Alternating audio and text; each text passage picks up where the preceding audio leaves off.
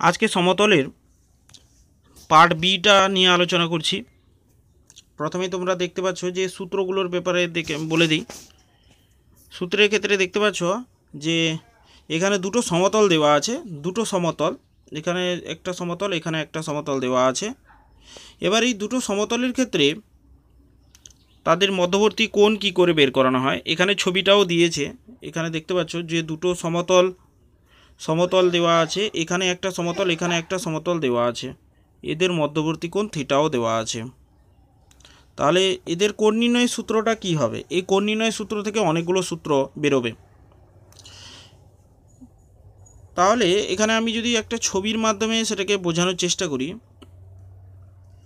এটা ছবিটা তো আছেই, তার সঙ্গে সঙ্গে আমি যদি এই ছবিটাও দেখানোর চেষ্টা করি,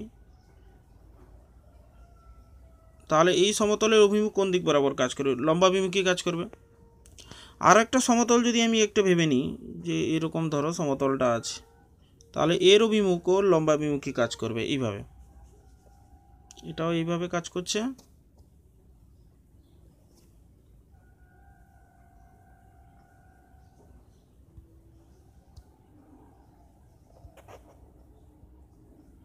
এই যে সমতলটা আছে এটার অভিমুখ এদিকে, আর এর অভিমুখটা এদিকে হচ্ছে।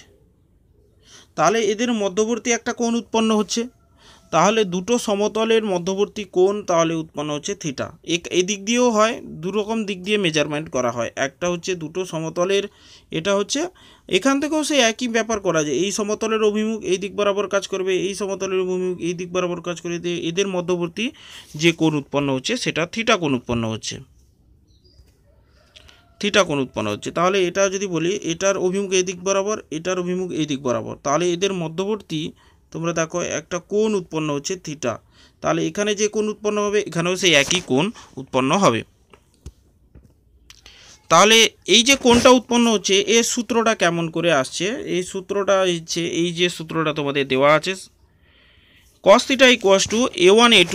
তোমরা তো জানো সমতলের দিক অনুপাতগুলোই বেশি এখানে কাজে লাগবে, সমতলের এখানেও দিক অনুপাতটাও কাজে লাগছে। a1 b1 c1, a2 b2 c2 দিক অনুপাতগুলো কাজে লাগছে। এবার এদের ডট প্রোডাক্ট নিয়ে নিলে, এই যে দিক অনুপাতগুলো আছে এদের ডট প্রোডাক্ট নিয়ে নিলে cos θ একটা, cos θ সমান a1 a2 b1 b2 c1 c2, এটা একটা সমীকরণ মানে মান আসছে। cos θ সমান একটা রেজাল্ট আসছে। এই রেজাল্টে দিক অনুপাতগুলো বসিয়ে দিলে তোমরা পেয়ে যাবে, মানে কোণের মানটা পেয়ে যাবে। এবার এখান থেকে দুটো আর অতিরিক্ত সূত্র বেরোয়। হ্যাঁ, এখানে ভেক্টরের ব্যাপারটা বলে দিই, ভেক্টরের ব্যাপারটা না করলেও চলবে। তোমাদের এখানে কার্তেশীয় দিয়ে তোমরা অঙ্ক সবগুলো অঙ্ক করতে পারবে, কোনো অসুবিধা। বরং ভেক্টর দিয়ে অসুবিধা হয়ে যাবে, কারণ যেহেতু ভেক্টর শেখানো হয়নি তোমাদের ভেক্টর দিয়ে অঙ্ক করানো মুশকিল হয়ে যাবে, করাও মুশকিল হবে। এই জন্য তোমাদেরকে ভেক্টরটা ওই কার্তেশীয় দিয়েই সমস্ত অঙ্ক করতে হবে। এবার এখান থেকে শর্তগুলো যে আসছে সেগুলো দেখে নাও। যে cos θ দিয়ে যে শর্ত, সেই শর্তগুলো কি কি আসছে? যদি দুটো সমতল পরস্পরের উপর লম্ব হয়ে যায়, তাহলে দুটো সমতল যদি পরস্পরের উপর লম্ব হয় তাহলে থিটার মান কত হয়? π/2। আর তোমরা জানো cos π/2 এর মান 0 হয়। তার মানে এখান থেকে ব্যাপারটা ক্লিয়ার হলো যে এই জায়গাটা π/2 যদি দুটো সমতল লম্ব হয়ে যায় তাহলে এই থিটার জায়গায় 0, π/2 বসবে মানে 0। তাহলে এখান থেকে শর্ত কি হলো? এখান থেকে শর্ত হয়ে গেল a1 a2 + b1 b2 c1 c2 = 0। এটা হয়ে গেল শর্ত, লম্ব হওয়ার শর্ত।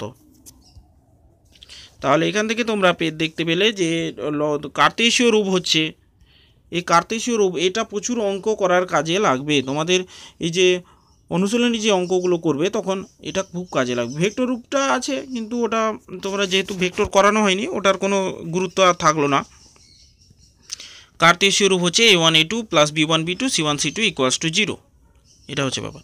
এবার সমান্তরাল হলে তোমরা তো শর্ত জানো যে সমান্তরাল হলে তোমরা দুটো সরলরেখা ax + by + c = 0 হলে 0, ধরো a1 b1 c1 ধরলাম, a2 x b2 y c2 = 0 হলে সমান্তরাল হওয়ার শর্ত কি? এই যে a1/a2 b1/b2 সমান হবে। তার মানে কি a1/a2 সমান v1/v2 এর অনুপাত দুটো সমান হয়ে গেলে তাকে বলা হতো কি, যে সমান্তরাল সরলরেখা বলা হতো। এখানে দিক অনুপাতগুলো দেখো যে a1 b1 c1, a1 b1 c1, a2 b2 c2 এদের অনুপাতগুলো সমান আসছে। সমান হলেই তোমরা বলতে পারবে যে সমতল দুটো সমান্তরাল। তাহলে এখান থেকে দুটো শর্ত, খুব গুরুত্বপূর্ণ শর্ত পেলে, যে এখানে লম্ব হওয়ার শর্ত আর এখানে সমান্তরাল হওয়ার শর্ত দুটো পেয়ে গেলে এগুলো অঙ্ক করার কাজে প্রচুর লাগবে। সুতরাং এটাকে তোমাদেরকে ভালো করে রিডিং পড়ে নিতে হবে একবার হলেও। এবার চলে আসি একটা ভাইটাল সূত্র। এখানে সমতল সরলরেখা দেওয়া আছে।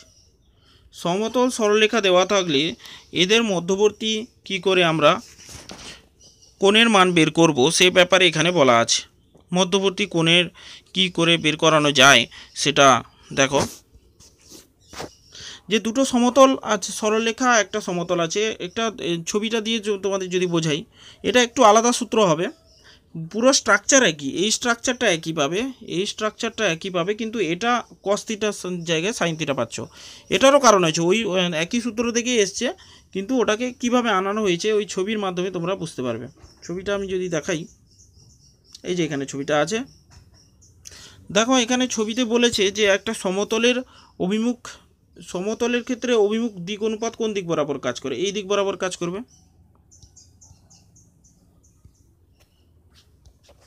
একটা সমতলের ক্ষেত্রে দিক অনুপাত কি কোন দিক বরাবর কাজ করে? এই দিক বরাবর। তার মানে a, b, c এই লম্বাভিমুখী কাজ করলো। আর সরলরেখার অভিমুখ কোন দিক বরাবর কাজ করবে? সরলরেখার অভিমুখ এই তো, সরলরেখা তো যেই দিক বরাবর আছে সেই দিক বরাবর তার এলিমেন্ট কাজ করবে, হয়েছে। তাহলে আমরা দেখতে পাচ্ছি কোণের এই রেখাটা তো একটা কাল্পনিক রেখা। কোনটা? এই যে সমতলের যে অভিমুখ যেটা বলছি, এই যে সমতলের অভিমুখ যেটা বলা হচ্ছে, এই যে অভিমুখটা, এটা একটা কাল্পনিক রেখা। তাহলে অ্যাকচুয়াল কি? অ্যাকচুয়াল রেখাটা কোনটা? অ্যাকচুয়াল রেখা হচ্ছে এই রেখাটা অ্যাকচুয়াল রেখা, মানে সমতলের উপর অবস্থিত একটা রেখা টানা হয়েছে। এবার তারপর যে কোণটা করবে সেটা হচ্ছে থিটা কোণ। এবার তাহলে আমরা যদি ব্যাপারটাকে আরও ভালো করে দেখাই, তাহলে সমতলের অভিমুখ এই দিক বরাবর কাজ করছে, সরলরেখার অভিমুখ তার সরলরেখা বরাবর কাজ করছে। এবার অ্যাকচুয়াল তল হচ্ছে, তলের সঙ্গে যে কোণ উৎপন্ন করছে সেটা হচ্ছে থিটা কোণ, সেটা বোঝা গেল। এবার এটা হলে তো হবে না, কারণ সমতলের এখান থেকে তো কোণ মেজারমেন্ট হবে না, মেজারমেন্ট হবে সমতলের অভিমুখ আর সরলরেখার অভিমুখ, এই বরাবর হবে। এবার এই বরাবর কোণের মান কত হচ্ছে? পূরক কোণ π/2 - থিটা হচ্ছে। সরলরেখাটা যদি সমতলের সঙ্গে থিটা কোণ উৎপন্ন করে তাহলে ওটা তার অভিমুখের সঙ্গে π/2 - থিটা কোণ উৎপন্ন করবে। তাহলে এই অ্যাকচুয়াল এই যে π/2 - থিটা পেলাম, যে সমতলের অভিমুখ সরলরেখার অভিমুখ বরাবর তার কোণের মান হচ্ছে π/2 - থিটা পেলাম। এটাকে আমরা ব্যবহার করব কোথায়? এটাকে আমরা সরলরেখা, এই যে আগে ছিল সমীকরণটা ছিল, এই জায়গাটায় cos থিটার জায়গায় তোমরা পুট করে দাও। এই cos থিটা সমীকরণে π/2 - থিটা পুট করে দাও। পুট করে দিলে দেখবে এই যে সূত্রটা আছে, এই সূত্রের সঙ্গে তোমরা সমান পেয়ে যাবে, এই যে সাইন থিটা পেয়ে যাবে। এখানে তাই করেছে, ওই যে অ্যাকচুয়াল সমীকরণে যেটা ছিল cos অফ π/2 - থিটার জায়গায় বসিয়ে দিয়েছে, যে কারণে সূত্রটা একটু উল্টো এসছে। সাইন থিটা ইকুয়ালস টু, তাহলে তোমরা বুঝতে পারছো যে দুটো সরলরেখা হলে cos cos আসবে, দুটো সরলরেখার মধ্যবর্তী কোণ হলে cos আসবে। দুটো সরলরেখার মধ্যবর্তী কোণ যদি বলা হয় তাহলে cos, দুটো সমতল যদি বলা হয়, সমতলের মধ্যবর্তী কোণ যদি বলা হয়, দুটো সমতলের মধ্যবর্তী কোণ যদি বলা হয় থিটা, সেখানেও cos আসে। কিন্তু সরলরেখা সমতল হয়ে গেলে সাইন থিটা আসে, এটা একটু মনে রাখবে। এখানে একটা সরলরেখা দেওয়া আছে, একটা সরলরেখা একটা সমতল। সরলরেখা সমতল থাকার জন্য এদের মধ্যবর্তী কোণ, এদের ব্যাপারটা সূত্রটা একটু আলাদা আসছে। এবার ভেক্টর রূপ তো আমি বলা হয়েছে, ভেক্টর করার দরকার নেই, ভেক্টর না করলেও চলে এটার ক্ষেত্রে। এবার হচ্ছে কোনো একটা বিন্দু থেকে সমতলের লম্ব দূরত্ব বের করব কিভাবে। আমরা আগের যে চ্যাপ্টারে আগের পৃষ্ঠায় যেতে পড়েছিলাম, তাতে পড়েছিলাম কি, আগেরটায় পড়েছিলাম যে অভিলম্ব মূল বিন্দু থেকে সমতল পর্যন্ত লম্ব দূরত্ব শিখেছিলাম। ওটার জন্য কি করতে হতো? x cos of alpha plus y sine alpha plus z cos of alpha, সবগুলোই আলফা হতো, ভুল লিখলাম। Cos alpha cos beta z cos gamma equals to p. অবিলম্ব আকারকে বলা হতো, পিটা হতো মূল বিন্দু থেকে লম্ব দূরত্ব বোঝাতো। কিন্তু এখানে ব্যাপারটা কি, এখানে মূল বিন্দু থেকে দূরত্ব বলতে মূল বিন্দু থেকে দূরত্ব না হয়ে যদি অন্য কোনো বিন্দু থেকে দূরত্ব হয় তাহলে কীভাবে বের করব? তাহলে বের করানোর পদ্ধতি খুব ইজি। এই যে কোনো একটা এক্সট্রা বিন্দু থাকবে, সেই বিন্দুর মানটা এই যে বিন্দুটার মান এই সমতলের সমীকরণে বসিয়ে দেবে। সমতলের সমীকরণে বসিয়ে দিয়ে এই যে বসানো হয়েছে দেখো সমতলের সমীকরণে, এখানে যে ছিল x0 y0 পুরো রাশিমালাটা বসিয়ে দেওয়া হয়েছে, দিয়ে দ্বিগুণপাত দিয়ে সমতলের দ্বিগুণপাত দিয়ে তার বর্গ করে যোগ করে স্কোয়ার রুট দিয়ে ভাগ করা হয়েছে। ভাগ করে দিলে তোমরা ওর দূরত্বটা পেয়ে যাচ্ছ, কোনো একটা বিন্দু থেকে দূরত্ব। এখানে ছবির মাধ্যমে বোঝানো হয়েছে, দেখতে পাচ্ছ যে কোনো একটা বিন্দু পি বিন্দু থেকে ওটার ওই সমতলের উপর একটা লম্ব দূরত্ব অঙ্কন বা মানটা পেয়ে যাবে। মানে এই যে এই সূত্রটার মানে কি, এই দৈর্ঘ্যটা পেয়ে যাবে, এই দৈর্ঘ্যটা পেয়ে যাচ্ছ। এবার আমি চলে যাচ্ছি পরবর্তী অংশে। এখানে প্রমাণগুলো পড়ার কোনো প্রয়োজনীয়তা নেই, ভেক্টর রূপ তো দরকার নেই, এটার ভেক্টর রূপ প্রয়োজন নেই, ভেক্টর রূপ পড়েও বিশেষ কিছু কাজে লাগে না, অঙ্কগুলো করতে অসুবিধা হবে তোমাদের, কোনো দরকার নেই।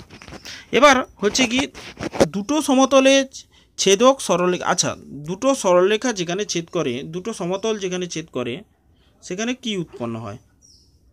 দুটো সমতল যেখানে ছেদ করবে সেখানে সরলরেখা উৎপন্ন হবে। দেখতে পাচ্ছ তোমরা যে দুটো সমতল যেখানে ছেদ করবে সেখানে কি উৎপন্ন হয়? একটা সরলরেখা উৎপন্ন হয়। সেই সরলরেখাগামী একটা সমতল কিভাবে ধরবো সেই ব্যাপারে এখানে বলেছে, এখানে ছবিটা দেয়নি। দেখো তিনখানা তল, এখানে দুটো সমতল বলা হয়েছে, দুটো সমতলে ছেদক সমতল কি হবে সেটা হচ্ছে ব্যাপার, ছেদকগামী সমতল। তার মানে এখানে আমি যদি একটা ছবির মাধ্যমে বোঝানোর চেষ্টা করি, তাহলে দুটো সমতল ধরো এরকম আছে, একটা সমতল এরকম, আর একটা সমতল ধরো এরকম আছে, আর একটা সমতল এইরকম হলো, তাহলে তিনটে সমতল দেখতে পাচ্ছ।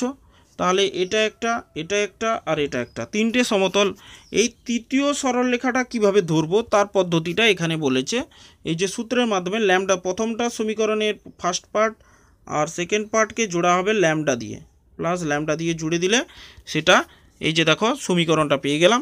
ল্যামডার মানটা সবসময়ের জন্য 0 আর ইনফিনিটি থেকে বর্জন করা থাকবে, মানে 0 আর ইনফিনিটি হওয়া যাবে না, মানে এই দুটো সরলরেখা হওয়া যাবে না, অন্য যে কোনো সমতল হোক না কেন। তাহলে বুঝতে পেরেছো যে দুটো সমতল পরস্পরকে ছেদ করে একটা সরলরেখায়, যেরকম দুটো সরলরেখা পরস্পরকে একটা বিন্দুতে ছেদ করে, সেরকম দুটো সমতল পরস্পরকে একটা রেখায় ছেদ করবে, সেই রেখার ছেদবিন্দুগামী আর একটা সমতল ধরার পদ্ধতি হচ্ছে এটা, এই যে ধরার পদ্ধতি হচ্ছে এটা, দেখতে পাচ্ছ। তাহলে এইভাবে তোমরা অঙ্কটা করবে, এখানে ভেক্টর রূপ করার তোমাদের দরকার নেই। বইয়ের উদাহরণে, প্রথম উদাহরণে দেখতে পাচ্ছ যে দুটো সমতলের মধ্যবর্তী কোণ নির্ণয়ের ক্ষেত্রে কীভাবে বের করেছে। সবসময় সমতলের দুটো দ্বিগুণপাত লিখে নিয়েছে। প্রথম সমতলের দ্বিগুণপাত হচ্ছে 1 - 1 2, আর দ্বিতীয় সমতলের দ্বিগুণপাত হচ্ছে 2 1 1। তাহলে এই দুটো দ্বিগুণপাত নিয়ে এখানে গুণ করেছে, 1 এর সঙ্গে 2 গুণ হয়েছে, তারপর এখানে -1 এর সঙ্গে 1 গুণ হয়েছে, 2 এর সঙ্গে 1 গুণ হয়েছে, এটা গুণ হয়ে যাওয়ার পর যেটা পাওয়া যাচ্ছে সেটা হচ্ছে হাফ পাওয়া যাচ্ছে। সেই হাফটা থিটার মানটা আমরা এখান থেকে পেয়ে যাচ্ছি। এবার উদাহরণ 2 এর ক্ষেত্রে চলে আসো। উদাহরণ 2 এর ক্ষেত্রে যদি ভেক্টর সমীকরণ দেওয়া থাকে, তোমরা এখানে কার্তেশীয় সমীকরণ করে ফেলবে। তাহলে কার্তেশীয় সমীকরণ কি করে করবে সেটা দেখো। কার্তেশীয় সমীকরণ করার পদ্ধতি হচ্ছে এক্স আই ক্যাপ, এই যে তোমাদের বলা আগে এটাই বলেছিলাম, আর vector dot 2i cap minus j cap plus 2k cap equals to 6। এবার এখানে আর ভেক্টরের জায়গায় x i cap y j cap z k cap, তোমরা ডট প্রোডাক্টের নিয়ম অনুযায়ী জানো যে এখানে হবে 2x minus y plus 2z equals to 6 আসবে এটা। তাহলে এখান থেকে তোমাদের কার্তেশীয় সমীকরণ বের করতে আশা করি কোনো অসুবিধা হবে না, দিয়ে তো আগের পদ্ধতি অনুযায়ী এটা হয়ে যাচ্ছে। এবার উদাহরণ 3-এর ক্ষেত্রে অত গুরুত্বপূর্ণ না এতটা, এই জন্য আমি বলছি না, এটা তোমরা দেখবে, নিজে থেকে দেখবে। এবার বলেছে উদাহরণ 4, ত্রিভুজে 3টি এবিসি বিন্দুতে ছেদ করে প্রমাণ করো যে এবিসি ত্রিভুজের ক্ষেত্রফল এটা।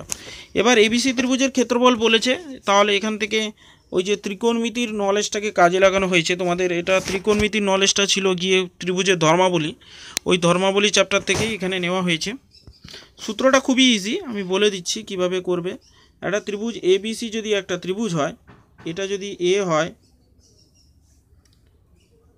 এটা যদি আমি ধরি এ বি আর সি ধরি, তার মানে মধ্যবর্তী কোণ যেটা হবে এবিসি কোণের, তাহলে এই বাহুর দৈর্ঘ্য আর এই বাহুর দৈর্ঘ্য, দুটো বাহুর দৈর্ঘ্য দরকার। সেই বাহু দৈর্ঘ্য আর এদের সাইনের মান হলেই হয়ে যাচ্ছে। সাইন, কারণ এটা লম্ব, সাইনের সূত্র নিলে সাইন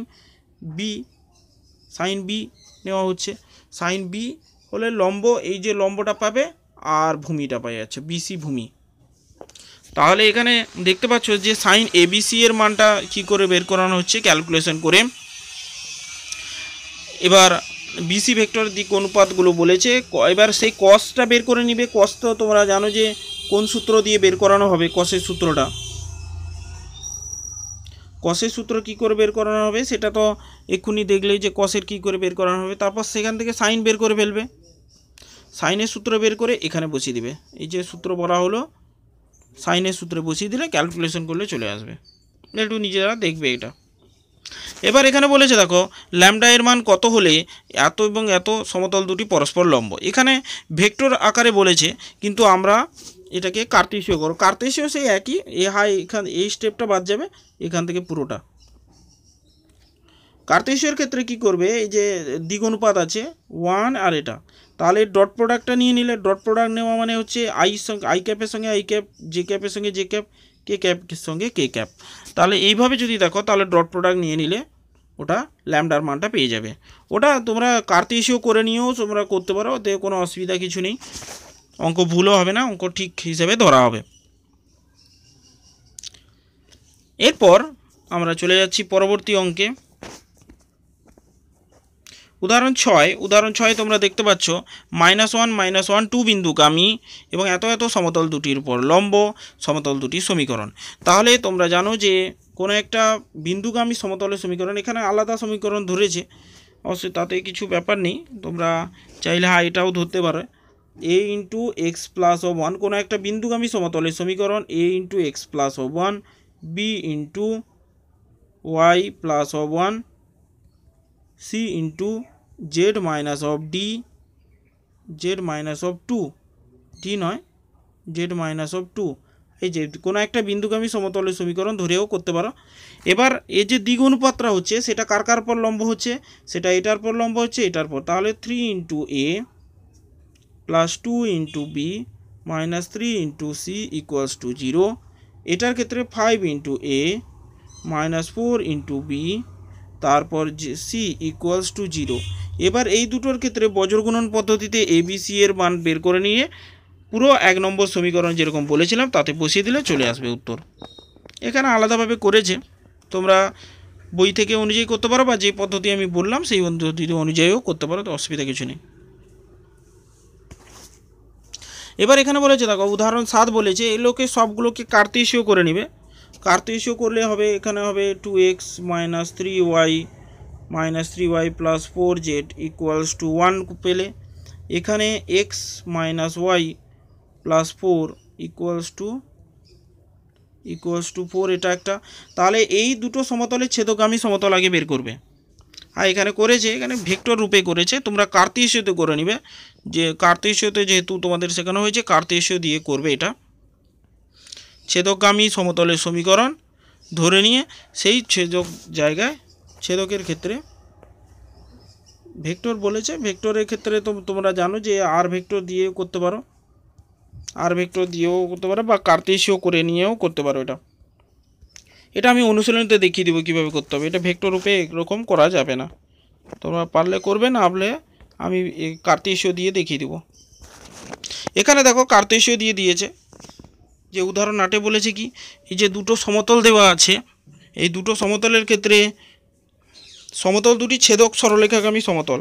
এই যে উদাহরণ 8 মতো করে উদাহরণ 7টা করবে। ওই যে আগের অঙ্কটা যেটা বলা হয়েছে সেটার ক্ষেত্রে কার্তেশীয় আগে বের করে নিয়ে এইভাবে করবে তোমরা। উদাহরণ 8 ক্ষেত্রে বলেছে কি 2x - 7y + 4z = 0, আর এখানে বলেছে 3x - 5y + 4z + 11 = 0। এবার এই ছেদক সমতলে দুটো সমতলে ছেদকগামী একটা সমতল কি করে ধরছে দেখো, এখানে ল্যামডা দিয়ে জুড়ে দিয়েছে, ল্যামডা দিয়ে একটা জুড়ে দিয়েছে। এই ল্যামডা দিয়ে জুড়ে দিয়ে সেই বিন্দুতে সেই জায়গায় করেছে কি একটা বিন্দুকে বসিয়ে দিয়েছে। এই যে বিন্দুটা -2 1 3, এটাকে বিন্দুটাকে বসিয়ে দিলে তার জায়গায় ল্যামডার মানটা পেয়ে যাচ্ছে।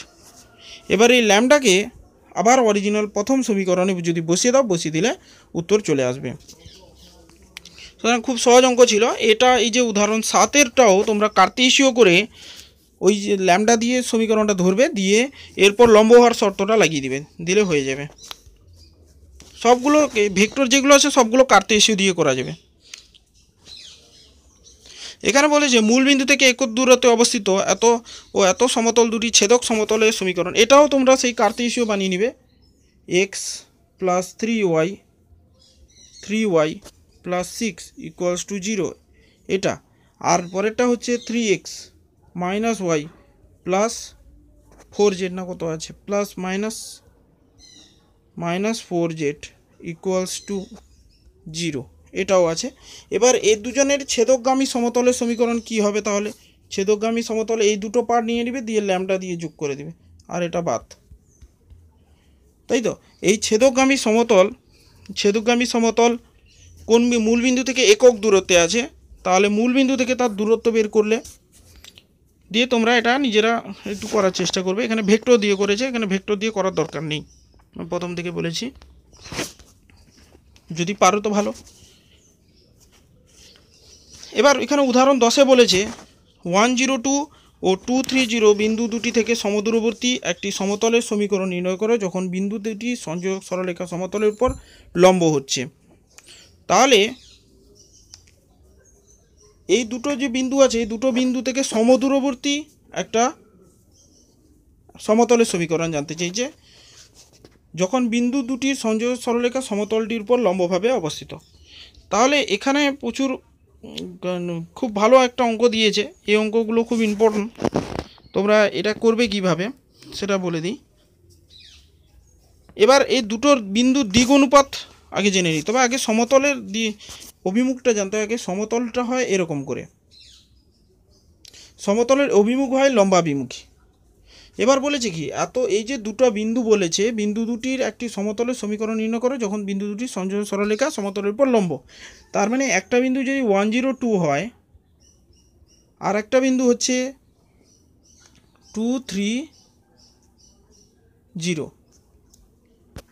তাহলে 230 যদি হয়, তাহলে এদের দিক অনুপাতটা কি হচ্ছে 1 - 2 0 - 3 2 - 0 করে দিলে এখানে দিক অনুপাতটা পেয়ে যাচ্ছ। এই যে এখানে দিক অনুপাতগুলো দেখিয়েছে, তোমরা দেখতেই পাচ্ছ যে 1 3 - 2, তাহলে 1 3 - 2 আর একটা সমতলের উপর অবস্থিত একটা বিন্দু বের করে ফেললেই তো হয়ে যায়। এখানে ডিটা বের করতে হবে। এবার এই দিক অনুপাতগুলো পেয়ে গেছি, তাহলে আমি দিক অনুপাত সমেত একটা সমতল ধরে নিলাম, কারণ আমরা তো জানি যে দিক অনুপাত ax, প্রথমে তো আমি একটু লিখে দিই, ax + by + cz + d সমান d, বা +d যদি বলতে পারো, +d = 0 এরকম বলা হয়। তাহলে এ বি সি এর জায়গায় আমরা লিখে দেবো এটা 1 3 - 2, এখানে যেটা করা হয়েছে। এবার আমাদের শুধু একটাই বের করতে হবে, ডিটা বের করতে হবে, ডিটা বের করলেই হয়ে যাবে। এবার দেখো যে সমতলটা ছেদক, এখানে কোশ্চেনটার অ্যান্সার এখানেই বলা আছে, ক্লু দেওয়াই আছে। সমদূরবর্তী মানে কি, বিন্দুটা ধরো এখানে একটা বিন্দু আছে, এখানেও একটা বিন্দু আছে, সমতলটা মাঝ বরাবর আছে, তাহলে এদের মধ্যবিন্দুটা সমতলের উপর অবস্থান করবে। ঠিক সেই কনসেপ্টটা এখানে কাজে লাগিয়েছে। দুটো বিন্দুর ক্ষেত্রে মধ্যবিন্দু বের করেছে, ওই মধ্যবিন্দুটা সমতলের সমীকরণে বসিয়ে ডি এর মানটা বের করে ফেলেছে। সেখান থেকে ডি এর মানটা বসিয়ে দিলে উত্তর চলে আসছে।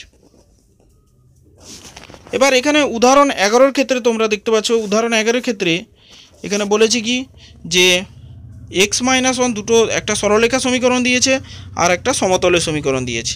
তাহলে ওই সাইন থিটা দিয়ে, ওই যে তোমরা শিখেছো যে সূত্রটা আমি বললাম, সাইন থিটা সমান AL plus BM plus CN by square root of যে সূত্রটাগুলো আছে ওটা বসিয়ে দিলে উত্তর চলে আসবে। এখানে কোনো রকমের কোনো সূত্র প্রয়োগ করে, ডাইরেক্ট সূত্র প্রয়োগ করলেই চলে আসছে, সুতরাং ঝামেলা এখানে কিছু নেই।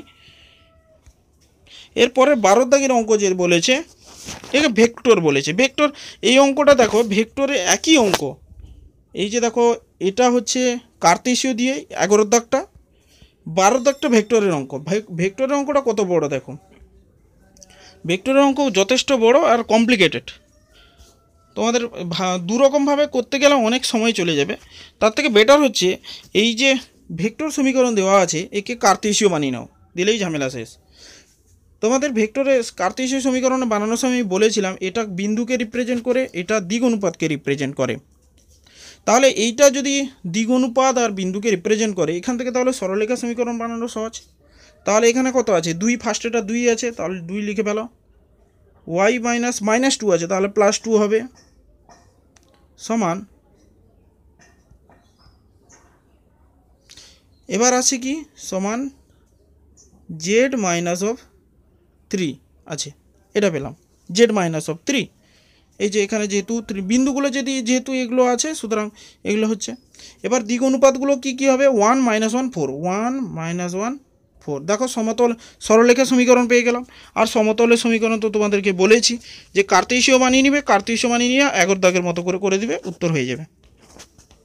কত তাড়াতাড়ি হয়ে গেল, একই অঙ্ক। আবার কার্তেশীয় দিয়ে করাটাই বেটার হয়, সব মানে অঙ্কগুলো ছোটো ছোটো হয় একদম। আর তোমরা ভালো করে সেটাকে রেডিও করতে পারবে। ভেক্টর মনে করতে গেলে দুটো তোমাদেরকে মাথায় নিয়ে ঘুরতে হবে, দিলে অঙ্কগুলো ঠিকঠাক করে নামাতে পারবে না পরীক্ষার সময়। 13 দাগের অঙ্কটা তোমরা দেখবে, 13 দাগের অঙ্কটা সহজ আছে, বলছি না এটা নিয়ে। এবার উদাহরণ 14 যেটা বলেছে 1 - 1 বিন্দুগামী সমতলের সমীকরণ নির্ণয় করে যা এত এত সমতলের পর লম্ব। সে একই রকম বলেছে, দেখো সেই কোনো একটা বিন্দুগামী, যেটা বলেছিলাম যে কোনো একটা বিন্দুগামী সমতলের সমীকরণ ধরে নিব, দিয়ে সেই বিন্দু, সেই যে দ্বিগ অনুপাত ABC পেয়েছি, এটা এর উপরে লম্ব, যেহেতু এর উপরে লম্ব, তাহলে দুটোর ক্ষেত্রে আমরা দ্বিগ অনুপাত পেয়ে যাচ্ছি। দ্বিগ অনুপাত আর লম্ব হওয়ার শর্ত লাগিয়ে দেব। এই দেখো আমি এখানে বলছি, এখানে দ্বিগ অনুপাত কত হচ্ছে 1 2 3, আর ধরে নেওয়া সমতলের দ্বিগ অনুপাত হচ্ছে ABC। তাহলে আমরা করেছি এখানে দেখো A × 1, তাহলে A এসছে ফার্স্টেরটা, 2 × B, তাহলে 2B, 3 × C, 3C। তাহলে এখান থেকে একটা সমীকরণ পেলাম। ঠিক একই রকমভাবে এটা আর এটার সঙ্গে ডট প্রোডাক্ট নিলে তাদের লম্ব হলে আর একটা এখানে সমীকরণ পেলাম। এবার এই দুটো সমীকরণে বজ্রগুণন করে যদি নাও, দুটো সমীকরণ এখানে আর এখানে যদি বজ্রগুণন করে নাও, তাহলে ABC এর মান পেয়ে যাবে। ABC এর মান আবার অরিজিনাল এই সমীকরণে বসিয়ে দিলে তোমাদের উত্তর হয়ে যাবে। তাহলে এইভাবে তোমরা উদাহরণে যতগুলো অঙ্ক আছে, কারণ যেহেতু উচ্চ মাধ্যমিকে উদাহরণ থেকে প্রচুর অঙ্ক দিচ্ছে, সুতরাং উদাহরণটা করাটা খুবই দরকার, তাই উদাহরণের ব্যাপার নিয়ে আলোচনা করলাম। পরবর্তী ক্লাসে তোমাদের আমি অনুশীলনী অঙ্ক নিয়ে আলোচনা করব।